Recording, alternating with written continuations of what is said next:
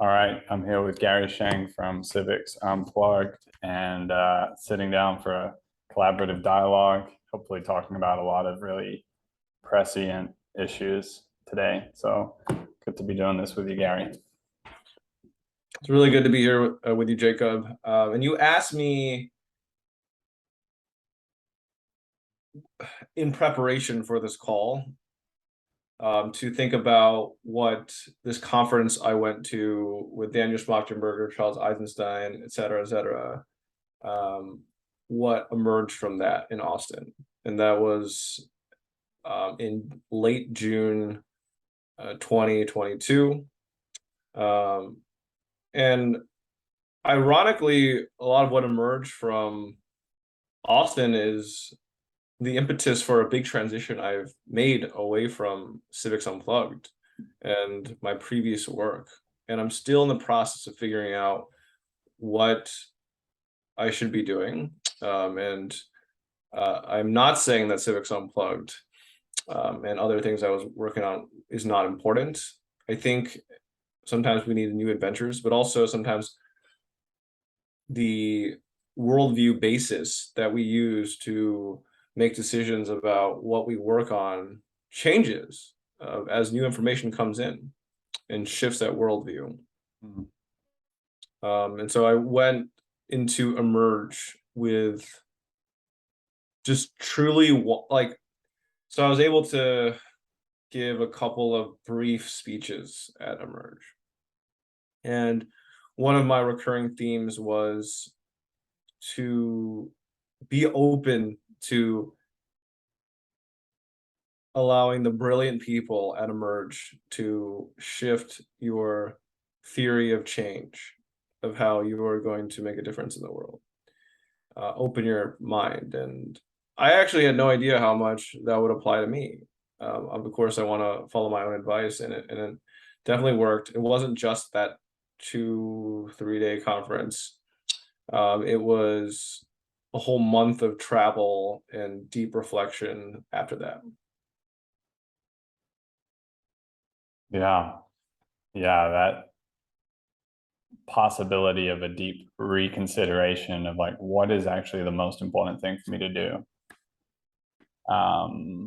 Seems to be part of navigating this time of profound uncertainty, is to actually like, how many of the pieces can you allow to be put into question and really reconsidered and allow the things on the map to move.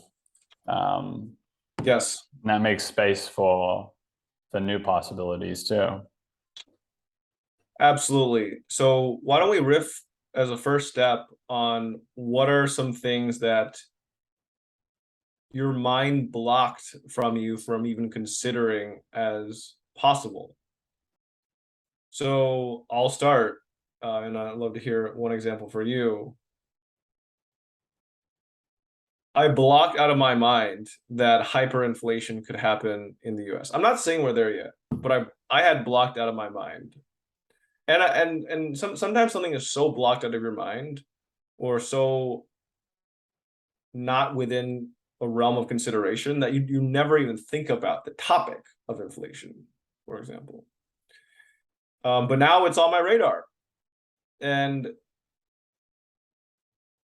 then like this whole realm of like, whoa, like what else is this exceptional country that is the US or exceptional places like the West?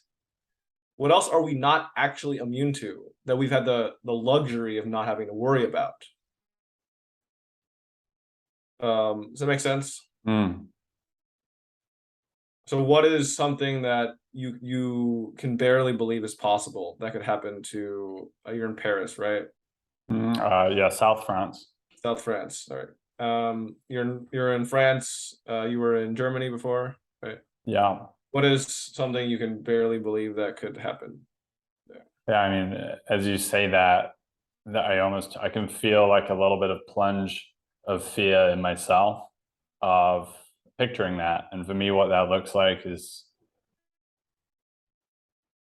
sort of food shortages and and then people fighting over food, and the state becoming having to sort of become more militarized in order to sort of distribute the very limited resources that become available. And that's something obviously that's never been in our lifetime. It's interesting because once you become really empathetic, once you like practice putting on different hats, lenses of seeing the world, you start to realize like ramping up tyranny is a rational thing to do for a government.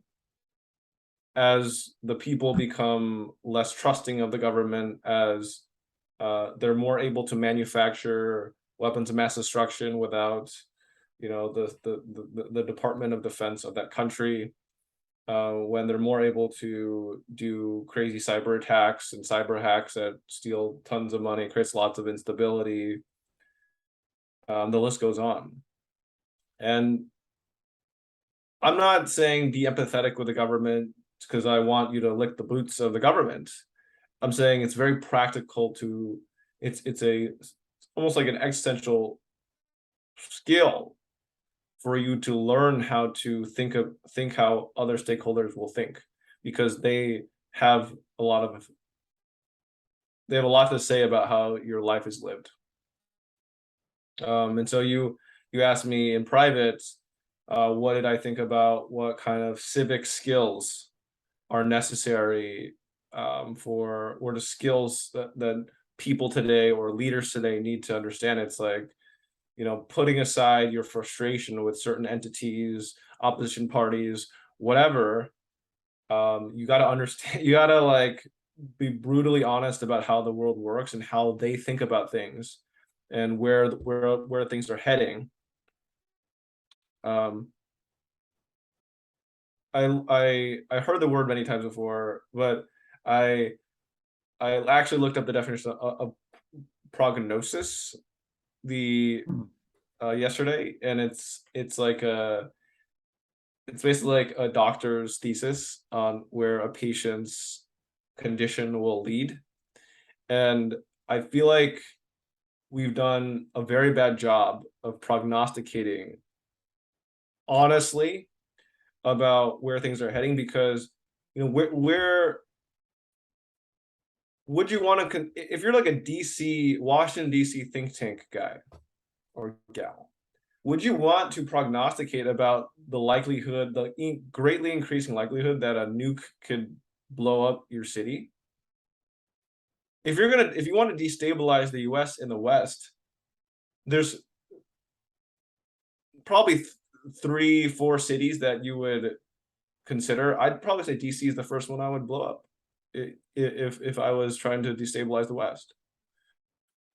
And so this conversation is going to be a lot about, it's going to be a lot less about giving advice on what to do, like where to move or how to prep for a future. But it's like I hope that this conversation, if to anyone listening, provokes you to just to really embrace the virtue of humility, and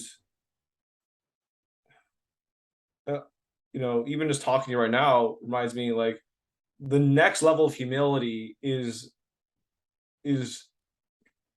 like detaching your ego from sense making about like what exists and what will happen, because I'm living, I have a lot of love for New York. I have a lot of love for Chicago, and a lot of love for a lot of places that I've spent a lot of time in. But New York is a target. DC is a target. Chicago's a lesser target, but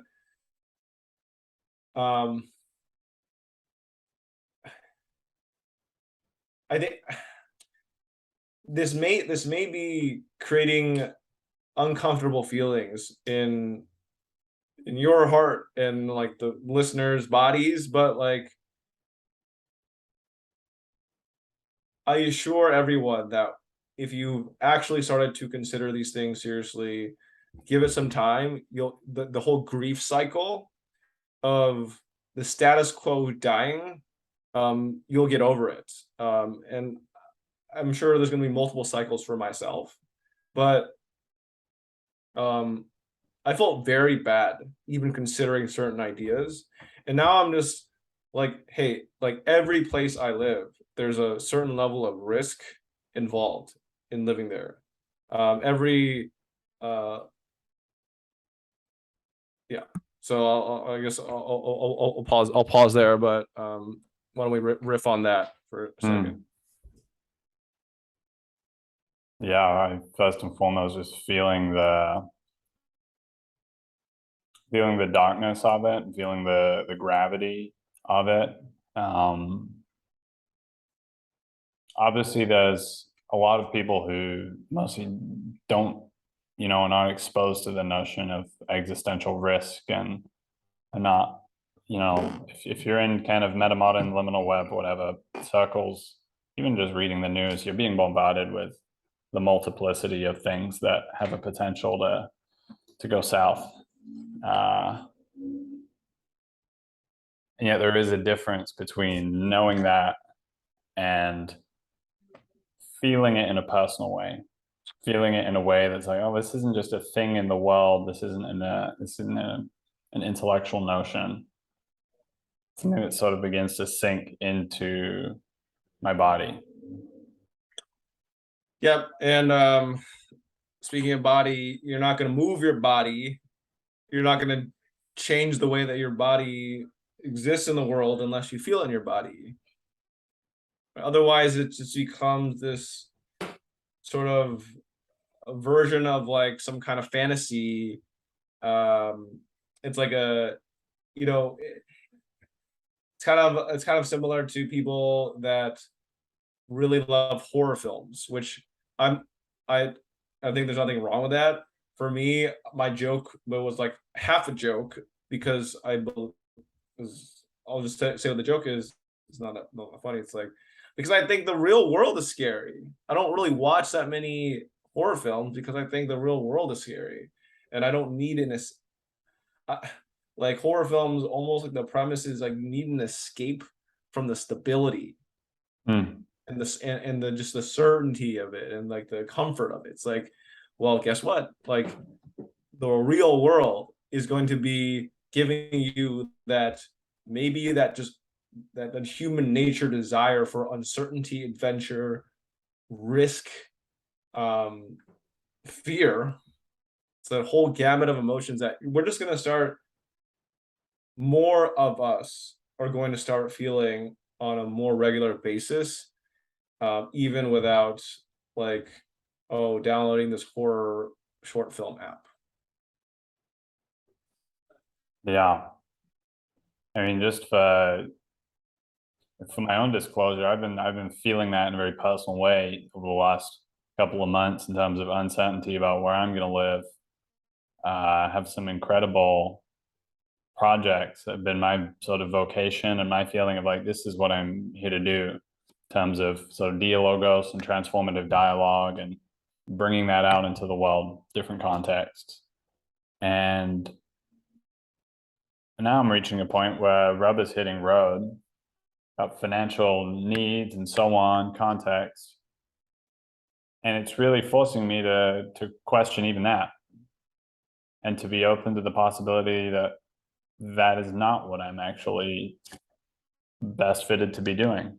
And I've been here with Liam Kavanagh, who's kind of a climate change expert and contemplative in that area. And I've been reconsidering just over the past few days listening to him of like, well, maybe that's actually an area that is relevant for me to move into that before, I hadn't felt a strong desire for, so and so on.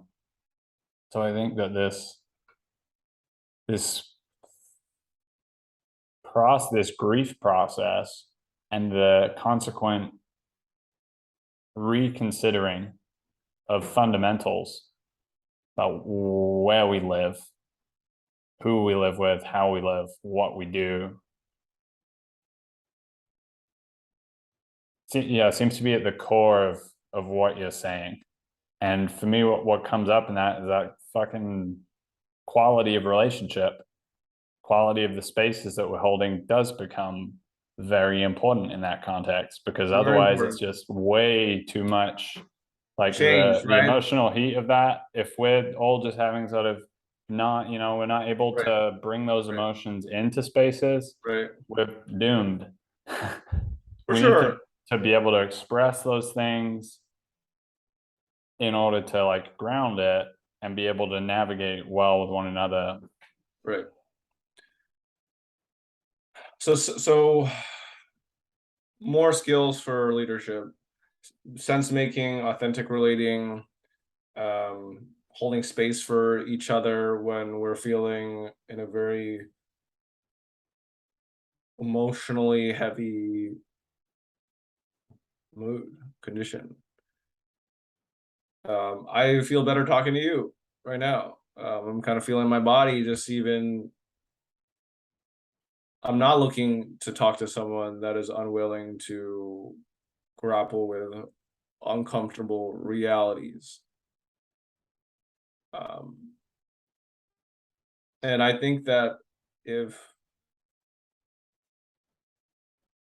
there's the kind of there's this like this strength that comes from solidarity and co-sense making, dialogos, that we can already feel right just by talking to each other Mm. about these things. And I really resonate with um, what you said about your own kind of transitionary process. Um, I've been having every other day just kind of mini existential crisis about what are my skills, what are my real passions, what am I here for? Um, and I feel like we almost need to normalize feeling like we need to make people feel not crazy for even questioning these things. And of course, then we need to help people make sense of what their place could be.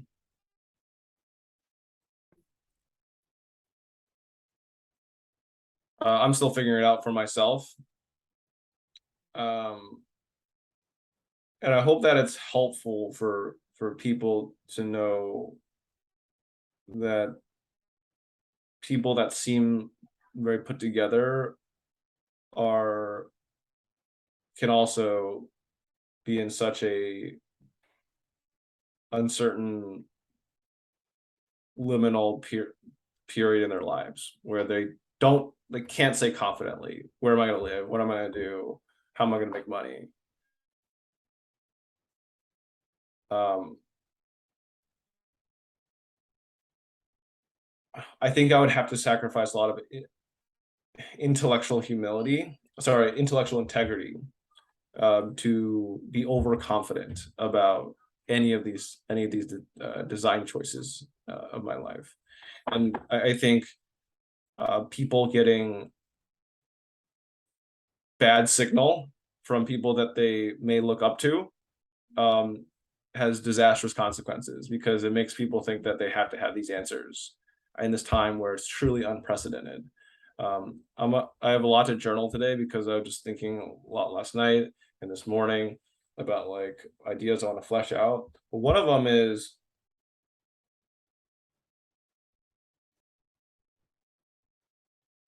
I want to like turn into a good meme, and maybe there's already like a word for this, but basically I think that the age of people pretending that they know that they can set out a long-term strategy where they know exactly what the consequences are going to be is over. It's over. Do you think that Putin's plans have been working out exactly as he thought they were? Do you think Zelensky or whoever else, maybe they wanted this conflict? Do you think that it's going exactly how they want it to go? I would say the only people that this would go the way that they wanted to go was a chaos agent, where they didn't actually care about specifics about how things are going to go. They just wanted to create chaos, which actually is making me think like I don't want to watch this because it's like puts me in a bad mood. But like I feel like there's a brilliance to Joker, the Joker movie that came out a couple years ago.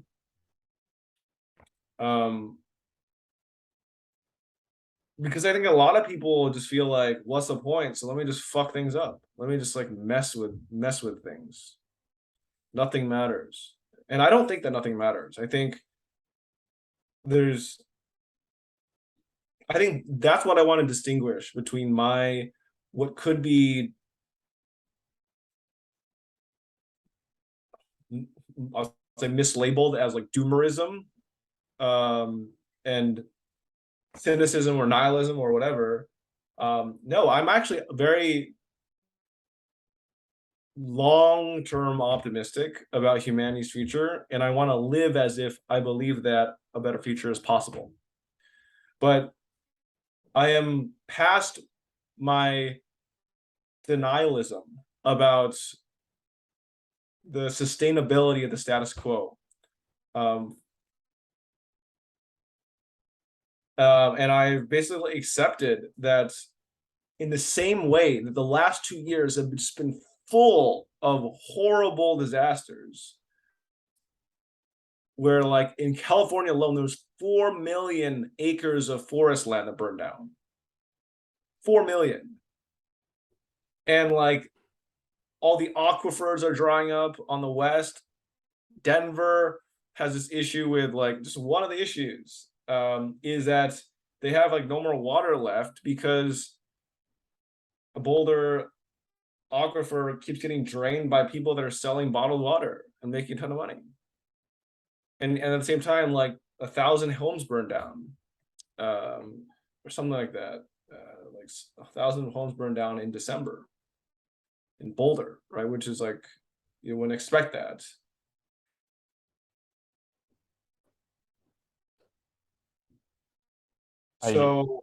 So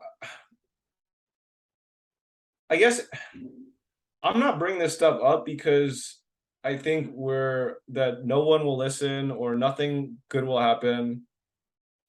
I think some people will listen. I think some people will take into consideration, renewed consideration, what the best way that they can add value to humanity through conversations like these.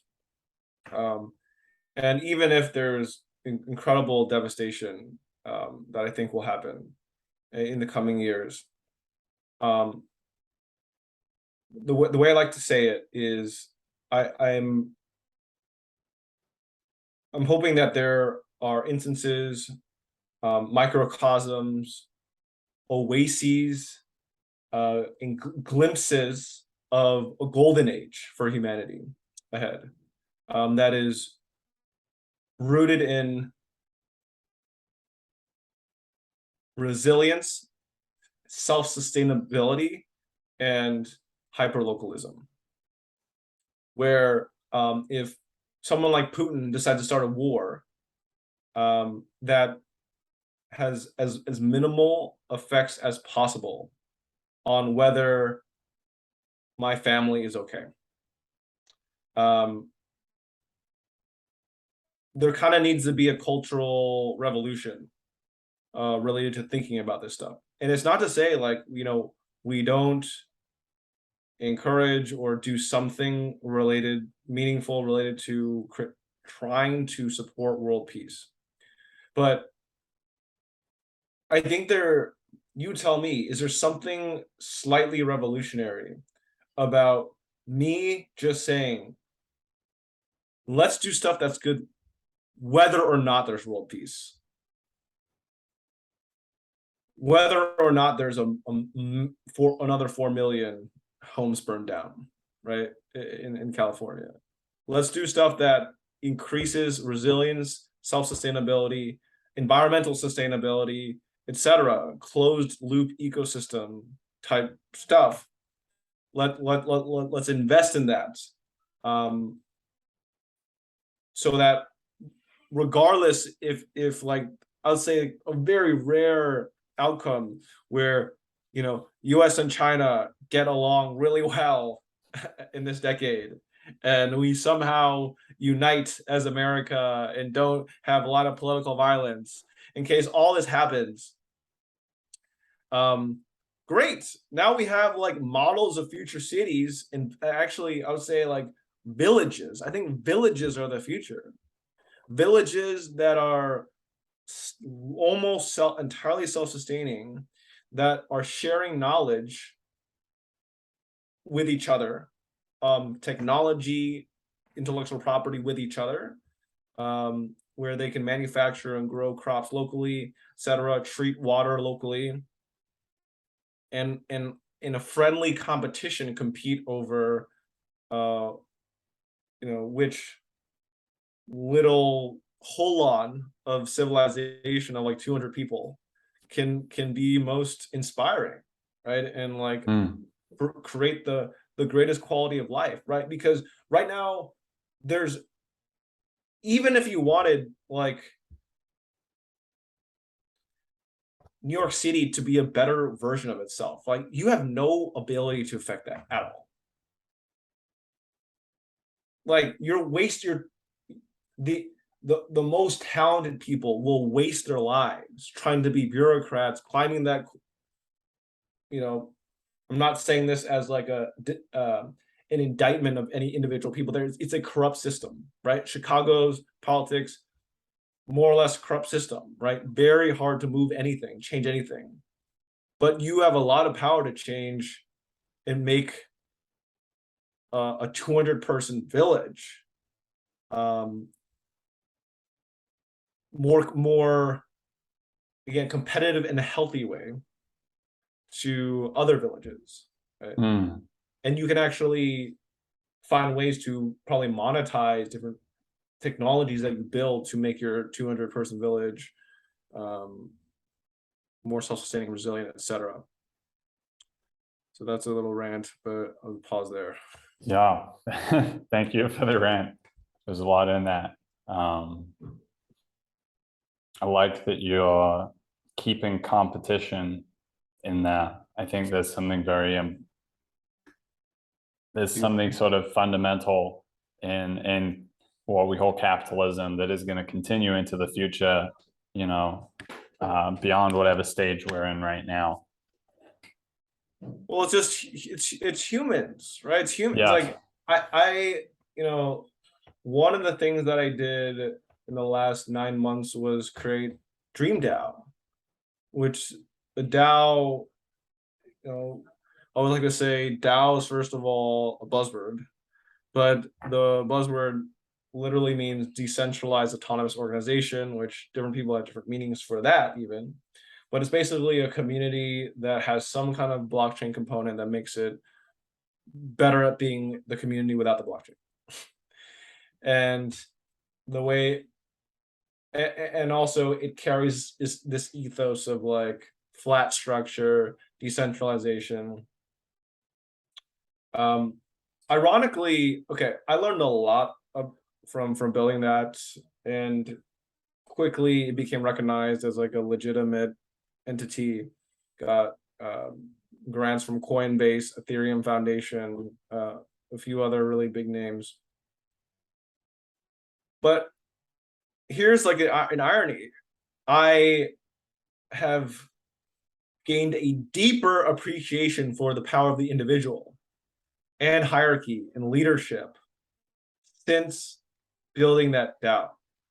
Because there was always like this organic hierarchy that was happening because people associated me with the DAO. People looked to me to resolve issues. And also I counted on myself to do a lot of that too. But almost any time where there was like a decision that was truly decentralized to the constituents of like 80 people, it almost always went pretty poorly because people, or it went very slowly to come to any sort of decision on what to do next. So people like hierarchy, they like leadership, they like competing with each other. There was a lot of competition. There's a lot of like weird internal politics between kids, even though it was small enough, and I kind of designed it in a way where I was able to help every young person get opportunities that they needed, right? Match them with internships, etc. But humans are naturally competitive. Even kids that are like claim to be all about collectivism and impact, etc. These are like the cream of the crop in terms of kids that self-identify as these things. So I guess what I'm saying is forget whether you call it capitalism or not. In some ways, we need more new memes because a huge percentage of the population that are not completely unreasonable hate the word capitalism. What is the anyways, that's a whole different thing, like meme design, whatever. I'm not here to design the meme of capitalism, but human nature is one where we want to feel significant, right? And I think it's a lot easier to feel like for way more people to feel significance if they have a valuable role within a 200-person tribe, right? And we can be flexible what that means. It could be 50 to 500, I don't know. But having responsibility where if you weren't doing the responsibility, other people's lives are worse, that's what makes you feel good. And I think DAOs reminded me of that. That is one thing that DAOs reminded me. So there was elections for different roles, and you're expected to do these things, otherwise we can't accomplish the goals well. And so I think like the idea of DAO is going to, like, a lot of the practices, a lot of the tooling, the memes that will be relevant for building villages of the future are going to come from this Web3 world, even whether or not blockchain's involved. Because I think a lot of these are just ideas that have been repopularized, made more sexy and relevant again because of the hype around Web3. Yeah.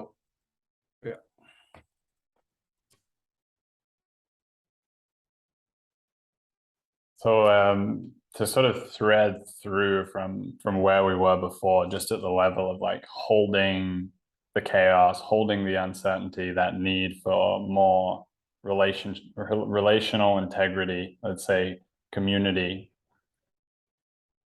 Then what I'm hearing from that is actually there's something beyond just like, okay, we're holding it together, we're creating some coherence in this mess. There's like a power in community, especially when it's people. Like I'm feeling this just being in this community in France right now. There's a power of people living in proximity, working in proximity, creating responsibilities and roles, and actually having the potential of like, let's make a plan, let's do this thing. And in terms of that hyperlocalism, like let's connect with local farmers, let's connect with things on the ground. There's a lot of capacity that can be unlocked even with 10 people together in one town.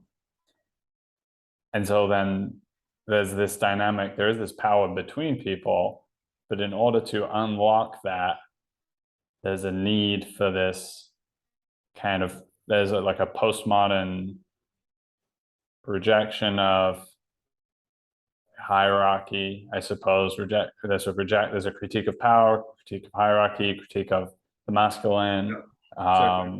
It's sort of bringing to mind the kind of game B critique called the Dark Renaissance. I don't know if you saw that, but it was Alexander Bard and Cadell Last and other people, and they really talked about how there's kind of a sexless, omniscient, meditative mode that these kind of game B non-rivalrous ideas were holding, and they're advocating for bringing more pathos, more passion, the possibility of anger, the dynamism of sexuality, competition, all of these aspects to be included alongside logos and mythos. And so Interesting. I see I totally agree. I see a necessity of When was that. this conversation? It was probably back in like February, but I only caught it. I only watched it very recently, and it really struck me Yeah, as makes sense. relevant. And the last thing I wanted to just thread on from what you said earlier,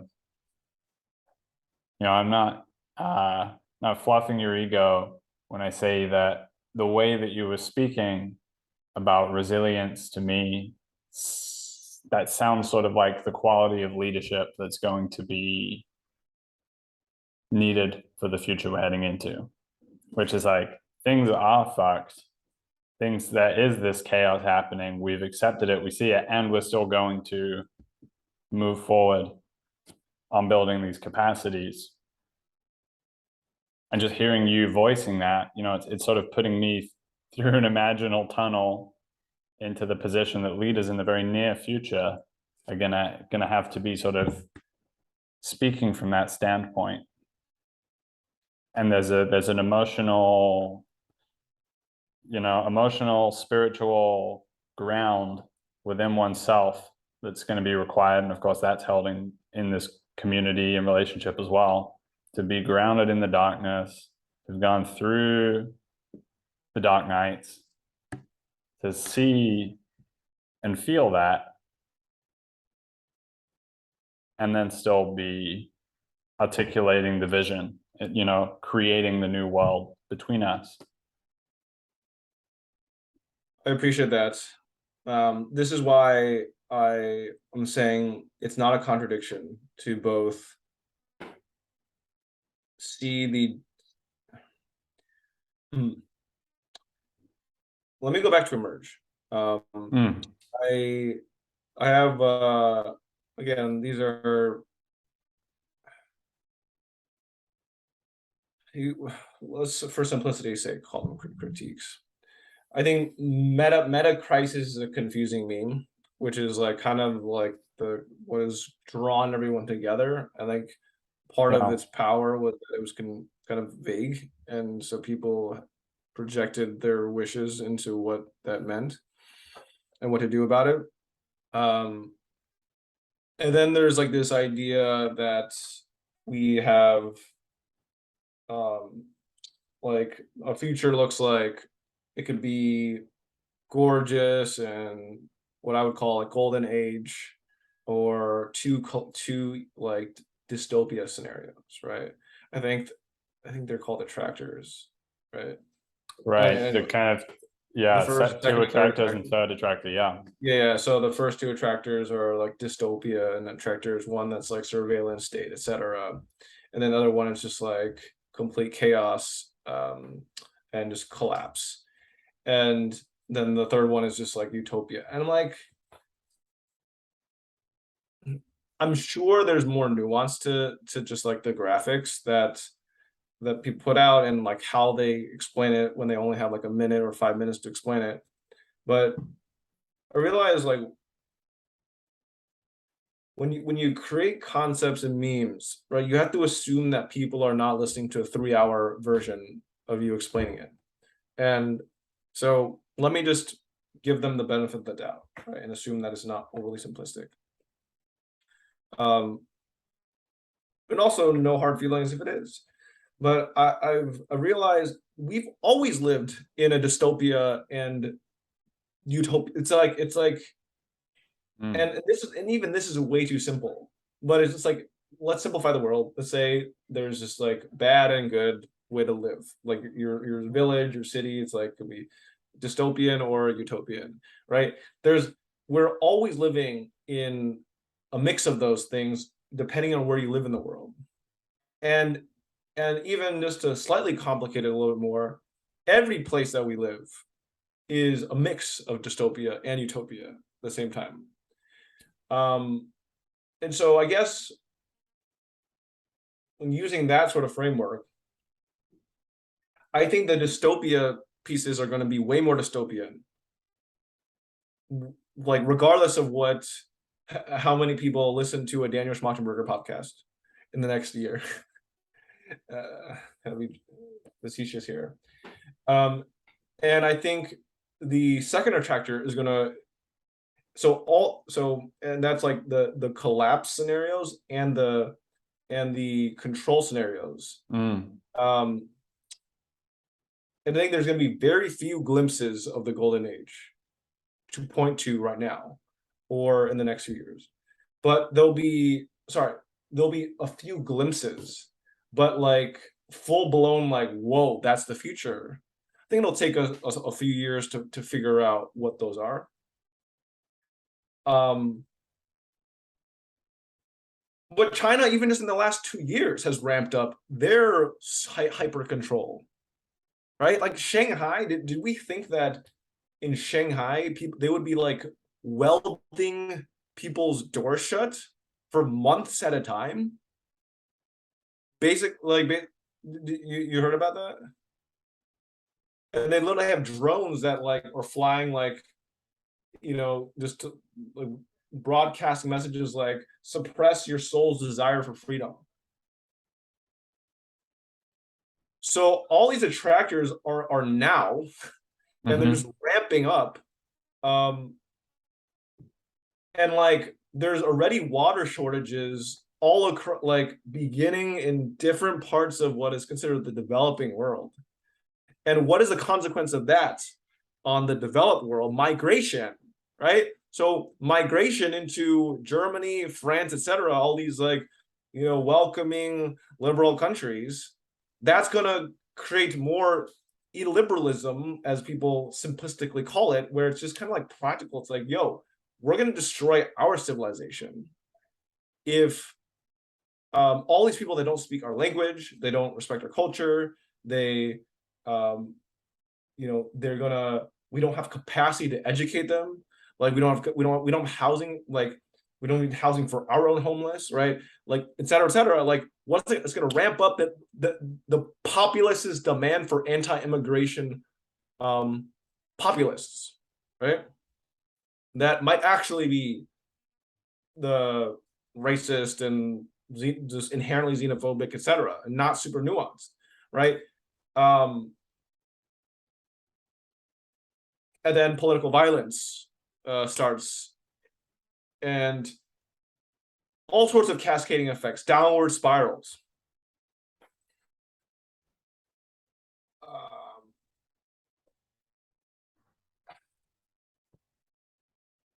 And as this is happening, if we do not have if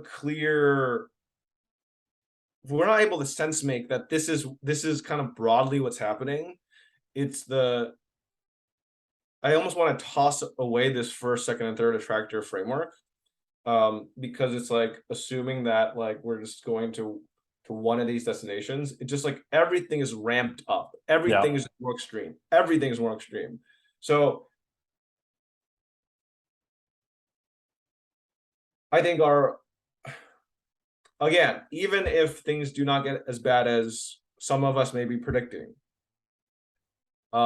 we cannot go wrong by investing in technologies that enable us to collect rainwater more effectively, that allow us with as minimal likelihood for bacterial disease forming inside the collection pods. And like, we're not going to go wrong by creating more efficient solar panels that can store energy more, and batteries that can store that energy for longer. We're not going to go, I mean, look, it's tricky. It's a lot of people will want to invest in village level defense. I want someone to tell me that that's not going to happen, right? Like that's the evolution of the gun. It's AI, like perimeter, like surveillance, right? That's like already what's happening on the southern border with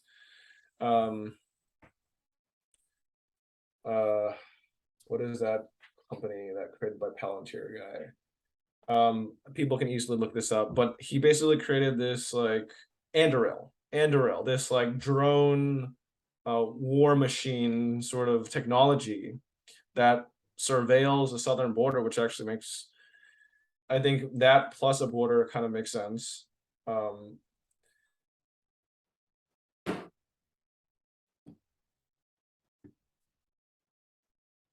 But I, I I don't talk about this stuff from a place of like, I'm better than other people. I have it figured out. I don't have it figured out. I'm super plugged into the modern economy and civilization. I'm trying to reduce the number of things I own so that I can be more mobile.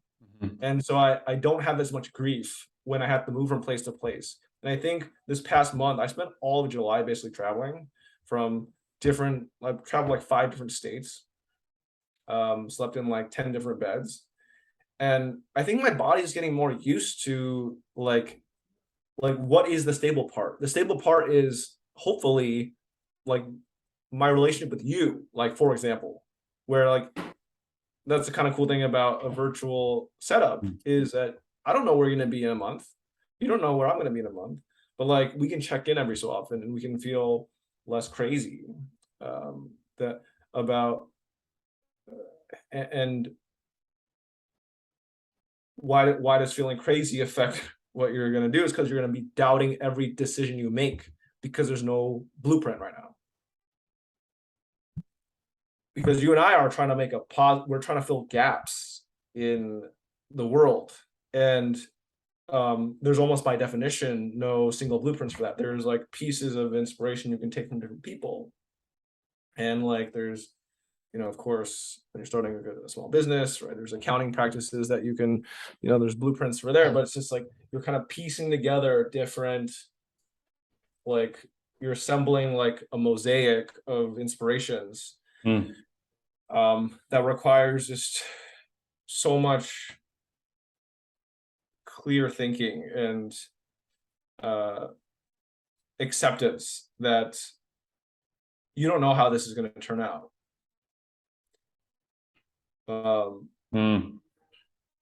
Forging a new path, and literally into something that doesn't really exist yet, and figuring out how to make that work amidst all of that uncertainty.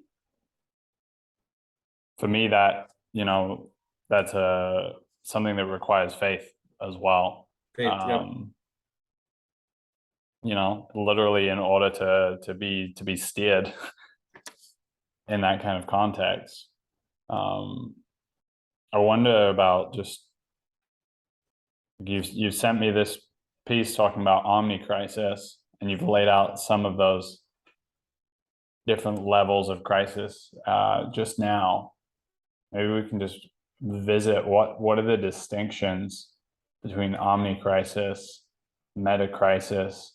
For me, when I hear meta-crisis, I hear meta above, between, something what is the factor that is between all of the crises? What's the common thing? Something to do with human beings, how they relate with themselves and with one another, something at the level of relationship, communication, potentially, a capacity to make sense making. And so, but obviously, just like that word, meta-crisis, it does already have a little bit of a academic, highly intelligent flavor, that it's right. Like, we're falling into that trap, and yet we do need to find words that communicate that expansive sense of ambiguity and breakdown and confusion, and literally the sense of like things we thought were firm foundations are not firm foundations, and that causes a lot of anxiety. So yeah, please sort of speak to those distinctions. Omni-Crisis, yes. So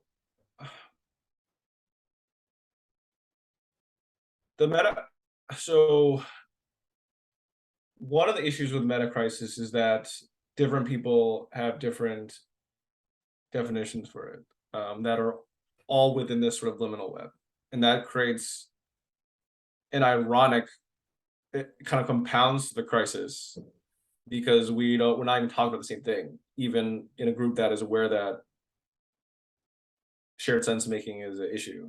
And I won't belabor that point, but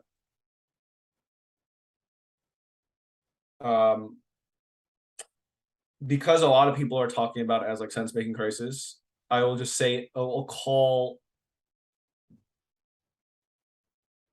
specifically say sense-making crisis when I'm talking about a sense-making crisis, a epistemological crisis. Mm-hmm. Cannot agree on what is real, what is true, and I even distinguish this from a meaning crisis, where people are not sure what they ought to do, what is right and what they ought to do. Right? I have hesitant. I was always insecurity when kind of creating new words, because like who the fuck are you? But Omni-Crisis to me is a helpful one that I think could pick up steam, because it is so literal. It means everything. Crisis. Omni just means everything, affecting all things, and that's. I don't care if it's not like. First thing I'll say is I don't care if people don't think that we're in a super crisis. We are, and I am not going to convince people that believe that, for example, the greatest thing that they could focus their attention on is which nightclub to go to on Friday. Like, I'm not going to convince these people to. I don't know if I want them to be part of my tribe, but like, I'm kind of like, I'm also, let me take a step back. I'm aware that I'm more spicier in the way that I'm talking about things, because I realize it doesn't serve anyone for me to be overly polite about what I think is happening. And on the spice. And I'm happy to be challenged, right, about any of this, right? But I'm such a high conviction person, and like, anytime when I've been able to be most influential is when I have high conviction and I communicate that conviction. And it's like when I worry about being overly like whatever correct, I don't want to say it's politically, it's just like whatever it is that kind of inhibits people from saying what's on their mind, which I actually think that itself is its own sort of a crisis. When I don't really feel the need to add it to the list of crises. But okay, let me go back. Everything crisis. So why I think it'll catch on is because what I'm doing about the Omni-Crisis, I'm not telling people to, I'm not saying that other people to do that. I think what I first want people to recognize is that we have a set of interconnected crises that make each other worse. That's all that people need to accept. And if you understand complexity theory, if you believe that, if you don't believe in systems thinking, like we should not be talking. If you think that the education system is not connected to the criminal justice system, which is not connected to the media industrial complex, we should not be talking, because it's a waste of both of our time. That you think that working in isolation on any of these problems makes sense. And so I also don't need you to agree on the severity of what I think is about to happen. But we need a starting point just to acknowledge that like shit is like shit. We are in a very precarious place right now, where people can self-manufacture weapons of death and destruction. People can self-manufacture potentially pandemics from their basement. They can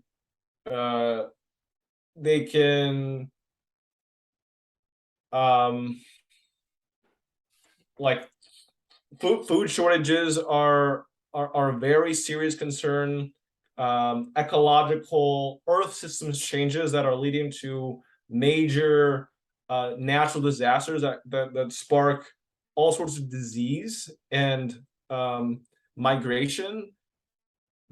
These are all things that are going to increase. And if you think that millions of migrants from South America moving to the north is not going to affect your day-to-day life, you're blind, and I don't even want to talk to you. This feels like Pathos to me. Like that, it's confronting the way that you're speaking what you call, there's some humor in it too, which is good for the spice. But I think it's provocative.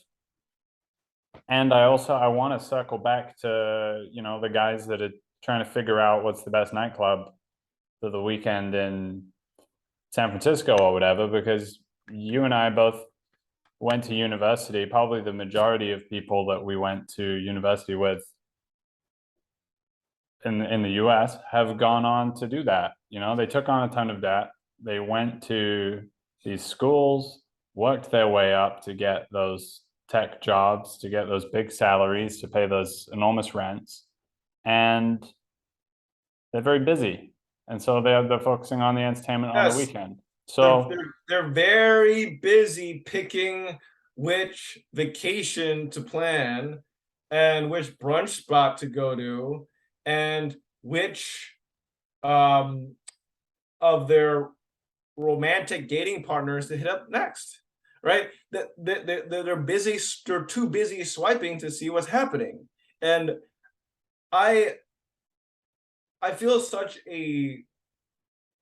like so much less pressure in a way, because my design criteria was similar to what I think Daniel Schmachtenberger's, and I love him. I've learned so much from him, and I think he's a wonderful person. I've almost only heard like wonderful things about him.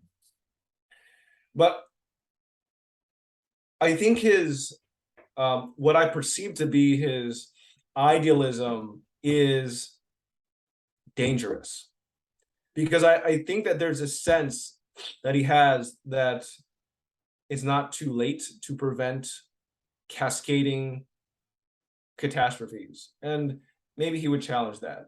But I'm not trying to deny human nature. Where I like, I'm not gonna say I'm the best person, but I've worked so hard on like trying to increase my virtue and humility and kindness and everything. And even I like feel these deep competitive dynamics within myself. And I just think about like, how can we just purely expect that people won't make decisions that sacrifice the collective good for self-interest, right? And how many wars have been started because of ego, right? Probably most in a certain way, right? And who are we to think that we're going to engineer that out of the populace, especially because it is those types of hyper competitive people that get into the positions of power where they have control over nukes. So who are we kidding when we're thinking about like, oh yeah, we're going to have world peace, this decade and beyond? Like, who are we kidding? What would enable that? What would enable that maybe is everyone has a chip in their brain that prevents them from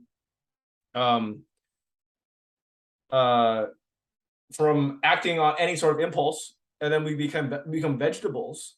But do we even want that? Of course not, right? Sorry.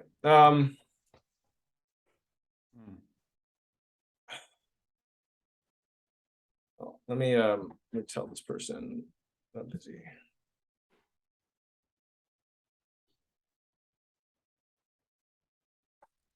I want to, there's another piece that we had talked about before that may be relevant to bring in here with regards to these guys swiping on the weekend. You were at Google for 5 years. You tweeted 4 years. You tweeted about having dialogues with people at Google. Now you're not at Google. I'm really interested what your assessment is of the tech culture, how it fits into this picture, what's your prognosis on that, and where does what we're talking about here meet the the mindset, the disposition, the priorities of the people who are having enormous amounts of influence through the technology, but also just through the amount of money that the technology is producing.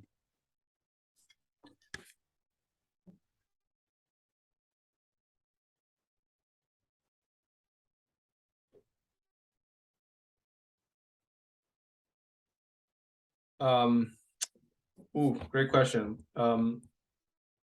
I guess in some ways I did not know how ahead of the game I was when I had this realization that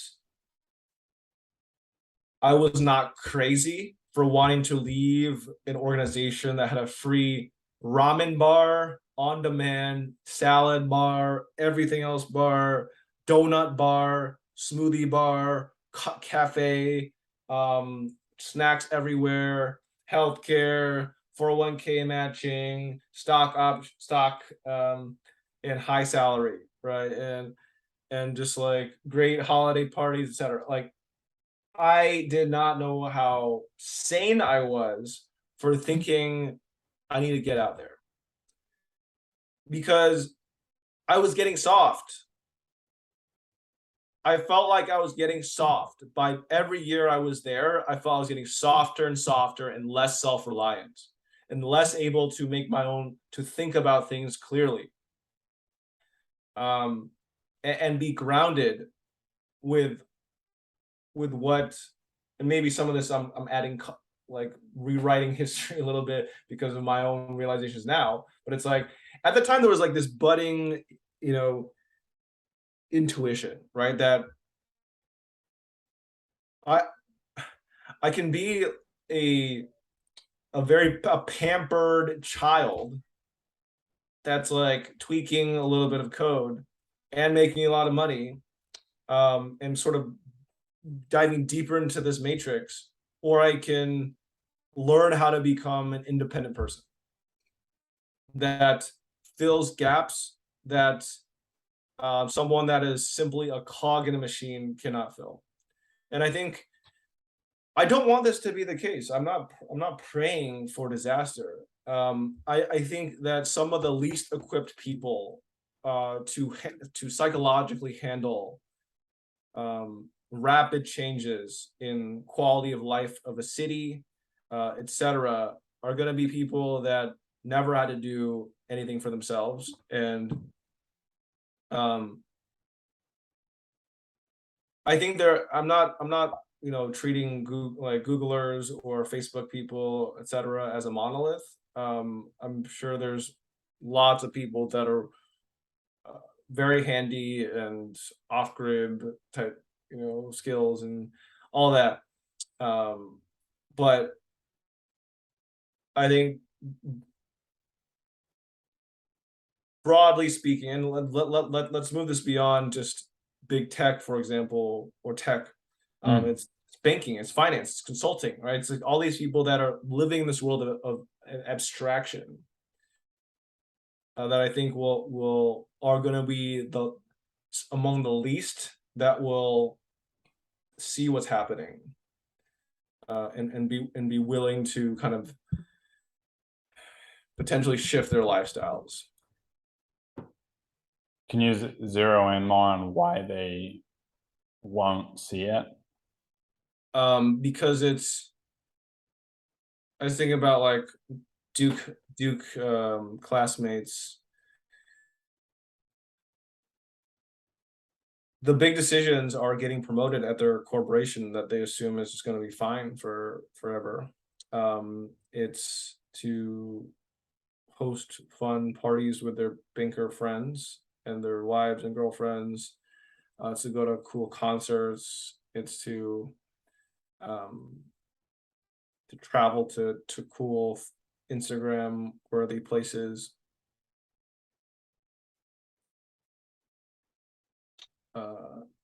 It's not to learn handy skills or, you know, practice deep resilience as world disasters are happening.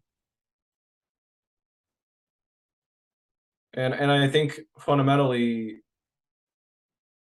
like banking culture, it's especially breeds this sort of elitism that prevents you from believing that certain matters are even worthy of your attention. And so, you know, even just cleaning and fixing a house on your own, or getting groceries, or any number of things. There's an app for that now.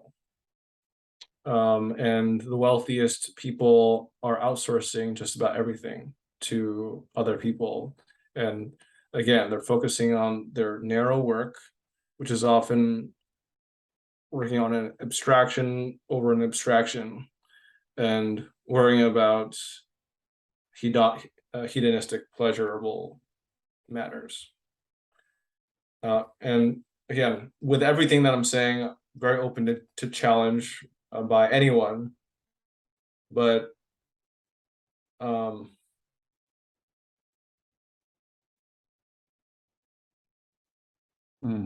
like someone that has bought so much into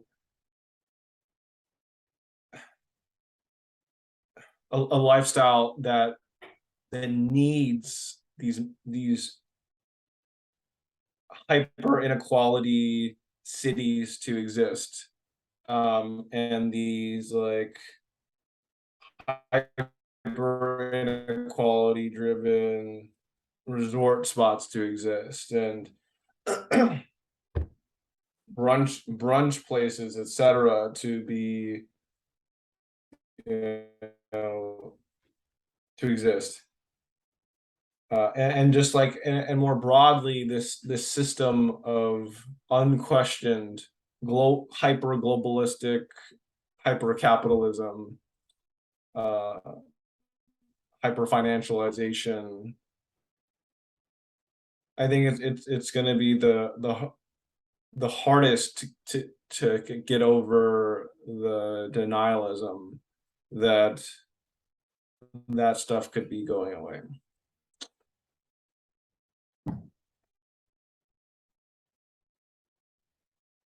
Is there a sense that what I'm hearing in that is it might just be a matter of waiting until the instability in the world reaches you, or the meaning crisis, the mental health consequences, whatever it is, reaches you until you can't continue any longer in that mode. And then from that place of crisis, you begin to look out and, from some deeper place, sense for where are the places or who are the people that are actually addressing that. But I'm wondering if before being in crisis, is there some receptivity actually, or some receptivity that's already there, some possibility, some openness, some points of leverage? I know, a lot of people, Silicon Valley, already into psychedelics and mindfulness and various things like that. Like, do you see, bridges or access points to build from?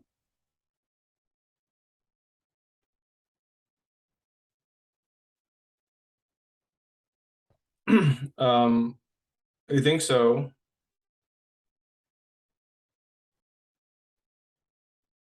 I think bridges are what would enable something like a cultural movement to grow.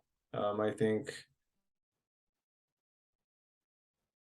a cultural movement that dedicates itself to, let's say, investing and evangelizing technologies and practices that support hyperlocal resilience and self-sustainability. I think that is something that could attract a lot of different people. I think technologists could be really interested in, okay, there's like different kind of technologies that I should be potentially thinking about helping build. I think anarchists and libertarians would probably resonate with this a lot. I think people that have wanted to live in communes and share common goods might appreciate this a lot. People that think a lot about existential risks might be like, wow, someone's like willing to say like the consequences, the near term consequences of all that's happening in the world. Did you know that the effective altruism community has a resistance to talking about second and third order effects? No. Because they are super rigorous about having data to back everything up, which totally understandable. I think it's like their style of deciding what is worth focusing on. But I think that creates tremendous blind spots, as you can imagine, because the world is just pure feedback loops, right? It's just a chaotic mess of feedback loops. So to put it like simply, the way that they think about things is like, okay, what is a chance that like some kind of state actor might fire off a nuke? And so like, oh, this is the highest chance first order thing that could create disaster. And so they're just like, they spend a lot of time on nuclear risk. And then they think about like, same with pandemics, right? Like what's the chance that like something leaks from a lab or blah, blah, blah happens because of disease and okay, we need to focus on that. And I'm not saying to not focus on that. I'm saying like, they're not even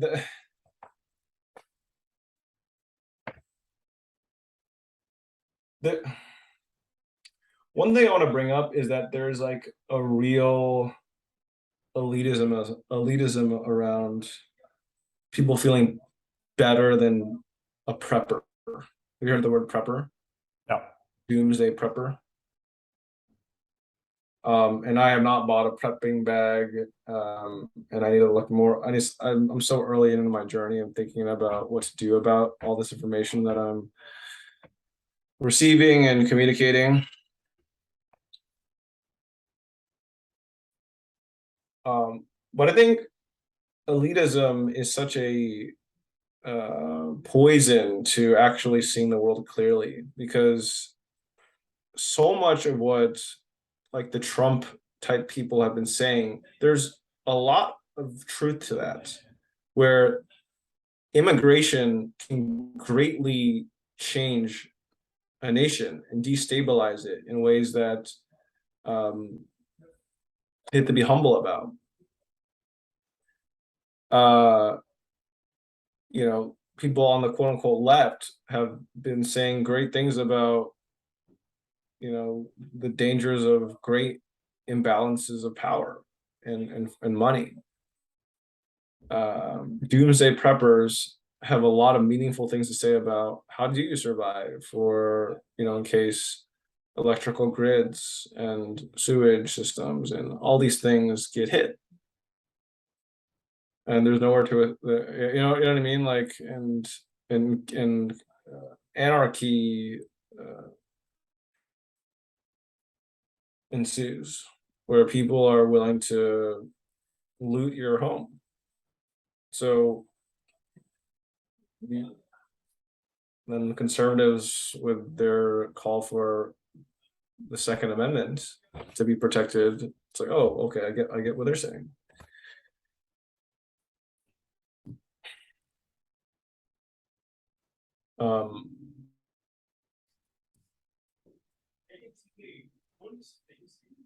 I think one thing that happens when you are kind of unknowingly elitist in your thinking is you're not aware of what you're not even considering, because something is so beneath your consideration that you don't even factor that in as like a possibility, right? Like the San Francisco existential risk cliche is like someone that like, oh, you know, we've evolved beyond the need for guns, and like San Francisco is going to be fine regardless. Like that kind of thinking is going to prevent you from seeing things clearly and properly assessing risk.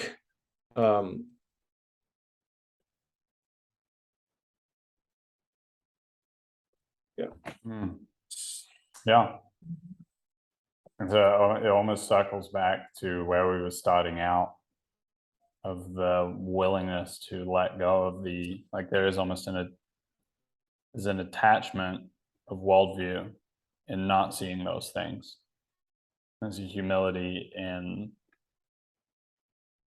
having the question open enough that those other concerns that maybe were unpleasant or didn't seem relevant to actually come into the fore and begin to shift how we're moving, how we're looking. And no, I think it's an admirable quality that you're drawing upon all of these different branches of thought, all these different schools, all these different poles of the culture right now. Just I can't help, yeah, I can't help it. And this is like the value of biodiversity, I guess, right? Like neurodiversity, where I cannot help but be very curious about why people are thinking what they're thinking, what are their priors. I'm like very committed to seeing things clearly. And this is also why I'm just like anyone that has a challenge to a tentative conclusion that I've made about anything. I'm very open to a good faith critique of it.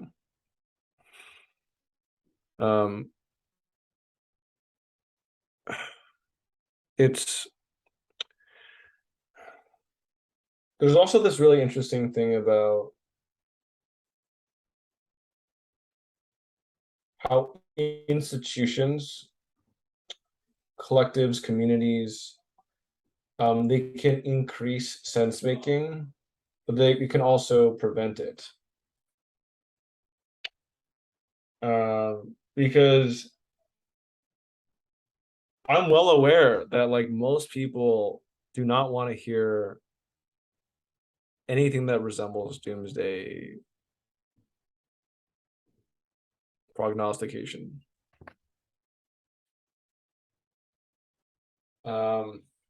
Let's say you get invited, like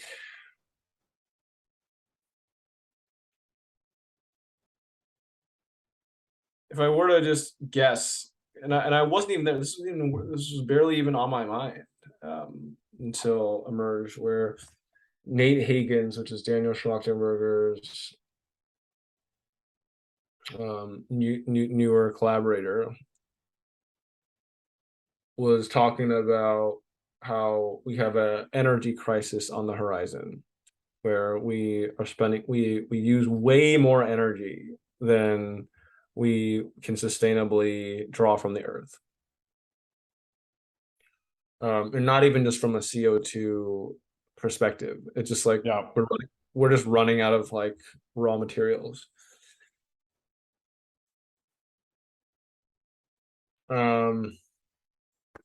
So that just got me thinking about the limits of the earth and just like blind spots, and the social disincentive for bringing up uncomfortable truths. And I really respected that they did that. Of course, like Emerge is full of people that are like they identify as sense makers, and so they probably want to hear uncomfortable truth. But even then, like I think because I'm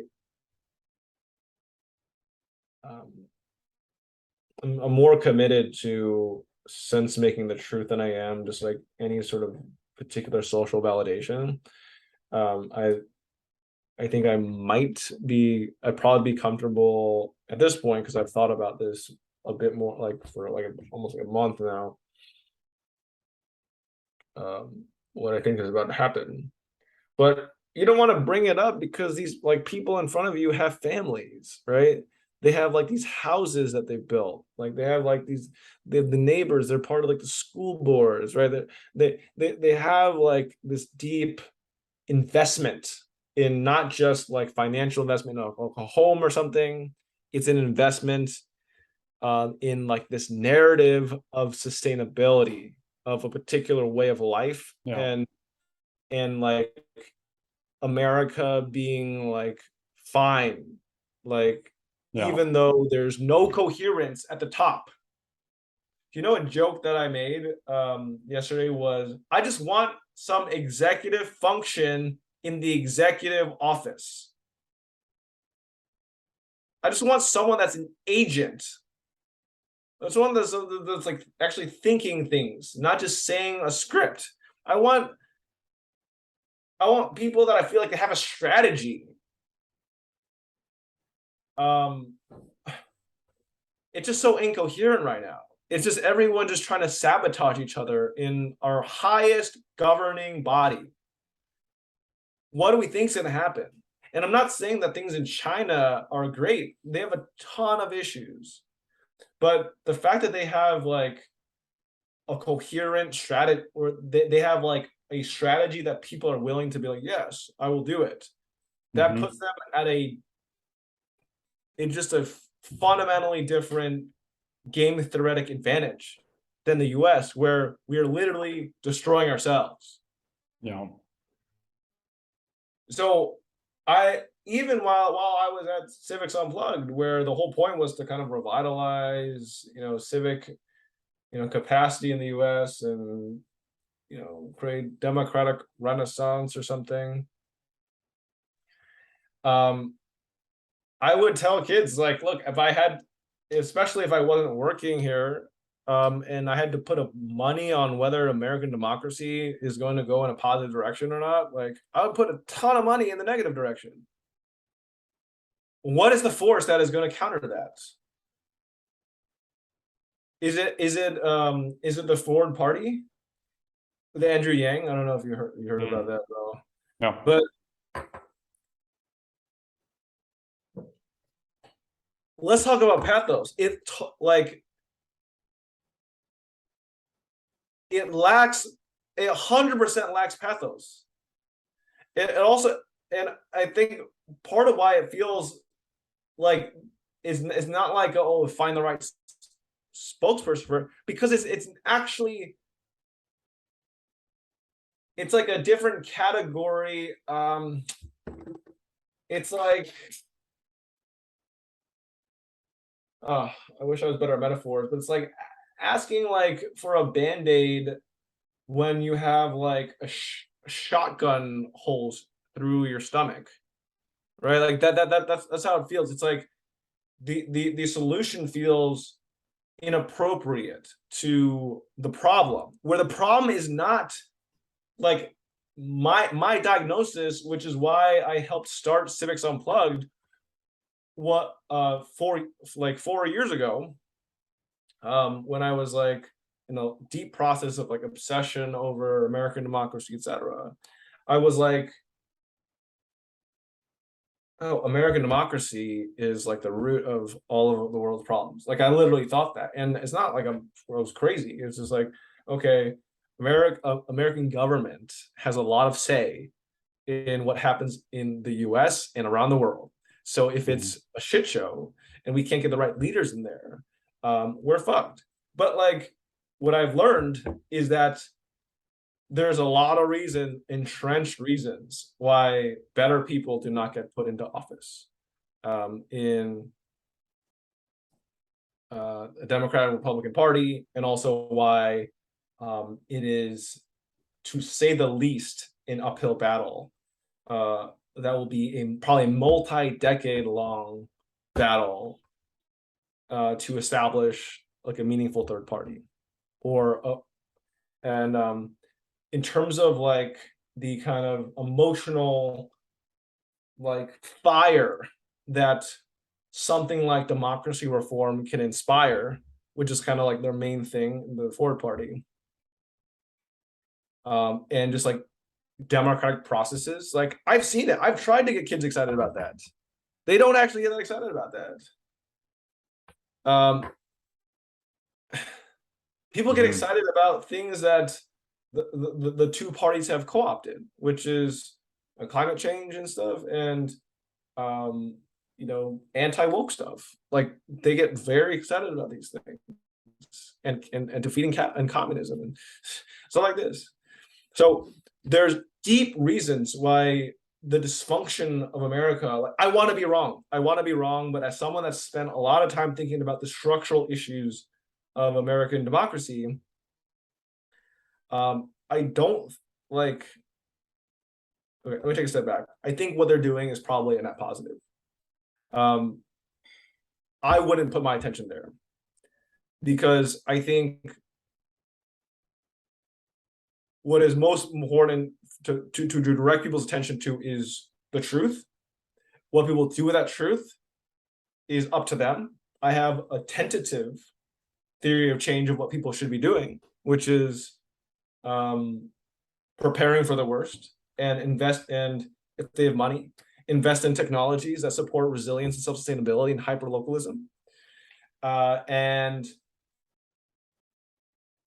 part of being prepared is to potentially join a village that is self-sustaining in the coming years in case shit hits the fan. Right? A lot of these rich people especially can start investing in these sort of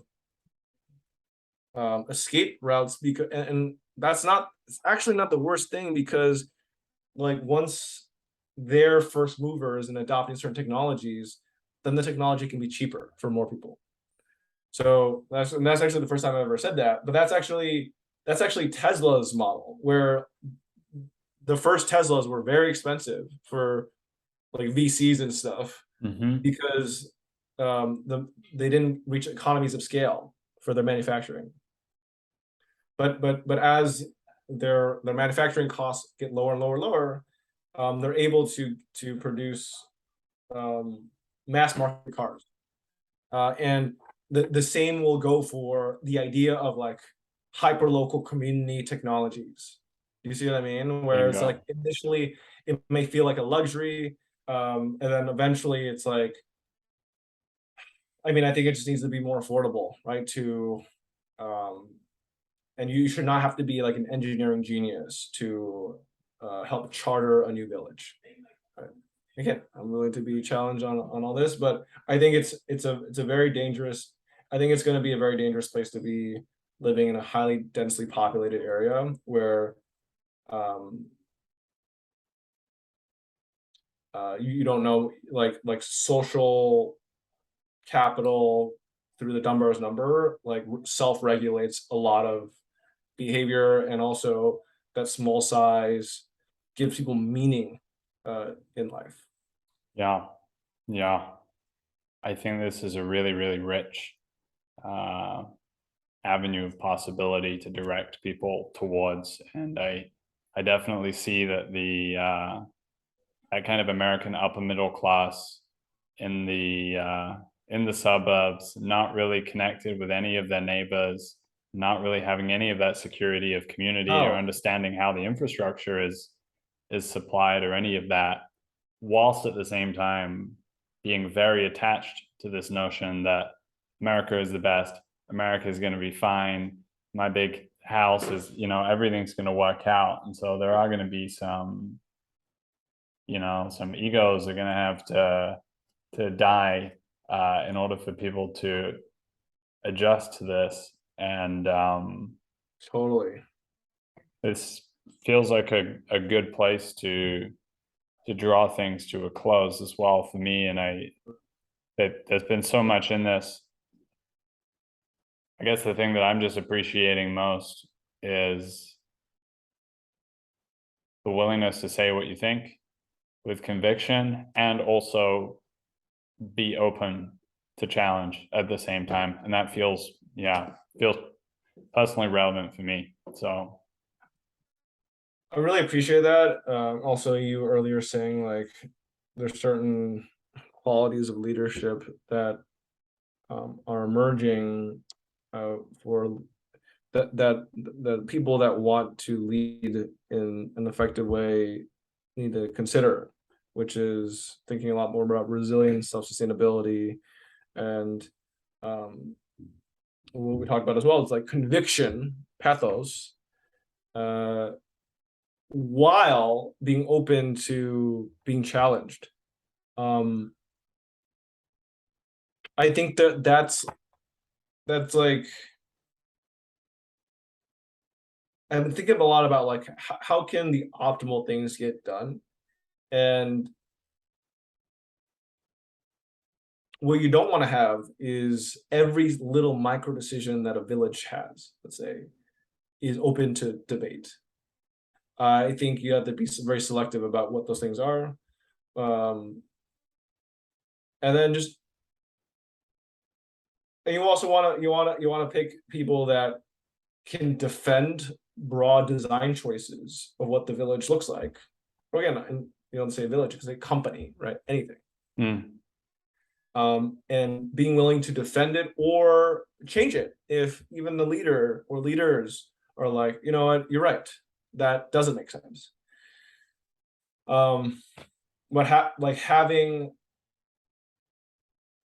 leaders that understand why things are the way that they are, but are willing to be intellectually honest if there's like a faulty logic that guided the design choice.